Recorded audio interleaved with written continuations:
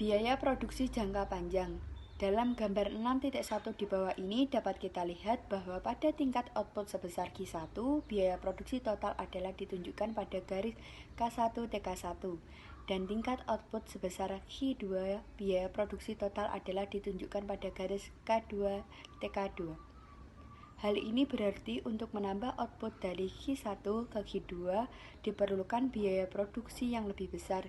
Dengan prosedur yang sama, dapat ditentukan biaya produksi minimum untuk setiap tingkat output yang lain. Dengan demikian, kita bisa menggambarkan schedule biaya produksi dalam jangka panjang. Untuk menjelaskan dapat digunakan gambar 6.2. Dari gambar di atas, kita ketahui bahwa tingkat output Q1 dapat menghasilkan dengan biaya produksi TC1 dengan menggunakan Q1 dan TC1 dapat ditentukan titik koordinatnya dalam grafik. Begitu juga dengan tingkat output Q2. Dengan mencari pasangan Q dan TC lainnya, maka dapat kita gambarkan garis 0 ABC. Garis inilah yang disebut schedule biaya produksi dalam jangka panjang.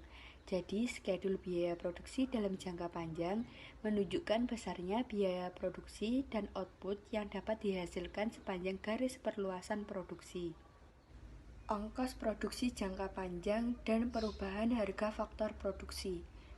Perubahan harga faktor produksi akan mempengaruhi biaya produksi total dan biaya rata-rata produksi.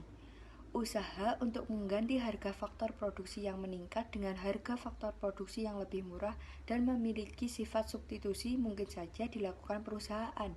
Tetapi, meskipun demikian, besarnya biaya produksi untuk tingkat output tertentu dengan harga yang baru akan meningkatkan biaya produksi yang baru lebih besar dibandingkan dengan harga yang lalu. Kejadian ini akan berlaku untuk setiap produksi dan akan berdampak pada ACLR akan meningkat. Perubahan harga faktor produksi di samping merubah ACLR juga merubah MCLR. Secara umum, pengaruh perubahan harga faktor produksi terhadap ACLR dan MCLR dapat dijelaskan sebagai berikut. 1. Apabila harga faktor produksi naik, maka ACLR akan naik.